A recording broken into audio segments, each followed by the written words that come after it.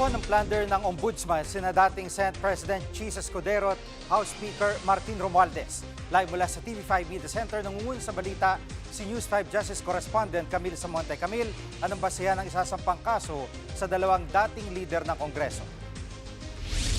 Jiggy, ayon kay Ombudsman Boyeng Remulla, lumalabas sa kanilang investigasyon na nagsabwatan umano sina dating Senate President Chis Escudero at dating House Speaker Martin Romualdez sa Pandarangbong. Kaugnay pa rin yan ng flood control scam. Sa Mayo, nakatakdang isampa ng Ombudsman ang kaso sa Sandigan Bayan. Bukod sa pagkakadawit ni Escudero at Romualdez sa flood control scam, posible rin daw na nilabag nila ang batas sa pagbuo ng 2024 at 2025 national budgets. Sinabi noon ni dating DPWH Undersecretary Roberto Bernardo sa Senate Blue Ribbon Committee na nagbigay siya ng 160 million pesos kay Maynard New na umano'y bagman ni Escudero. Si New ay isa rin sa mga campaign contributor ni Escudero. Dati na rin sinabi ng Ombudsman na may nadiskubre silang money trail o paggalaw ng pera papunta kay Escudero matapos aprobahan ang 2025 national budget. Kasama rin si Romualdez sa mga nabanggit sa pagdinig ng Senado na tumanggap umano ng milyong pisong kickback mula sa flood control projects. Narito ang pahayag ni Ombudsman Remulla. It's actually the way that the budget was passed upon by the two houses and how many things have been implemented because of that. At Camille, may payag na ba ang kampo ni na Escudero at Romualdez?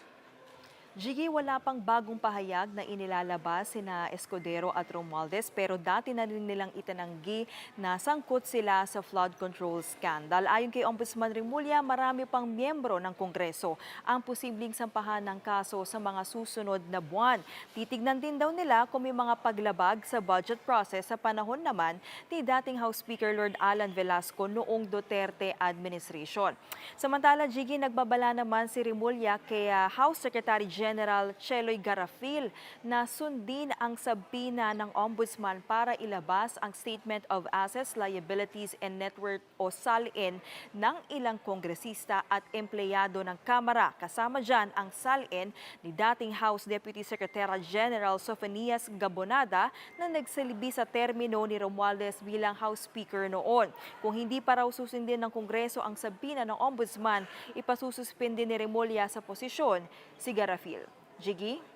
At lutang na nga ang pangalan nung si Gabonada. Ang tawag nila dyan ay si Ponyong dyan sa Congress. At itong si Ombudsman Remulla ay pinapasabpina ng House Justice Committee kaugnay sa SALN naman ni VP Sara. Ano ang plano dito ni Ombudsman Remulla? Jiggy, susunod naman daw ang Ombudsman dito nga sa sabina sa kanya ng House Justice Committee. Pero paglilinaw niya, ang SALN custodian ang magdadala nito sa pagdinig ng komite. Siya rin daw kasi ang mas nakakaalam sa mga detalye na hinihingi ng House Justice Committee. Muna ang latest, balik sa iyo. Yan ang ulat ni Camille Samonte live mula sa TV5 Media Center. Mga kapatid, Jiggy Manikad po, pagdating sa mahalagang balita sa loob at labas ng bansa, dapat una sa lahat, mag-follow at mag-subscribe na sa social media pages ng News 5.